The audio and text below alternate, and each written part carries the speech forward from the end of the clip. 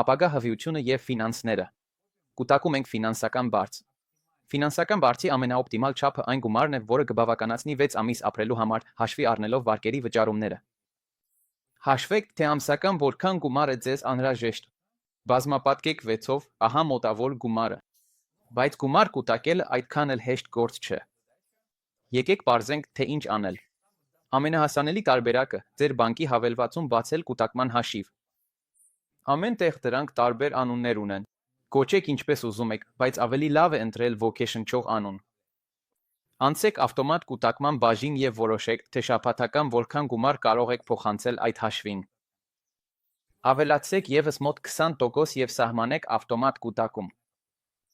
Բացի այդ հաշվին ուղարկում ենք բոլոր քեշբեքները, կլորացնում գնումները եւ մնացորդները նույնպես փոխանցում այնտեղ։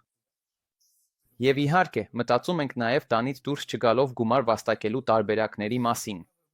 Երբ դուք կլինեք հղի կամ արդեն երեխայի հետ, կկարողանաք մասամբ շարունակել աշխատել եւ ֆինանսապես ձեզ հարմարավետ զգալ։ Օրինակ, կարող եք դառնալ Faberlic-ի խորհրդատու։ Դուք եւ գումար կվաստակեք եւ այլ մայրիկների հետ կծանոթանաք, նաեւ կկարողանաք խնայել։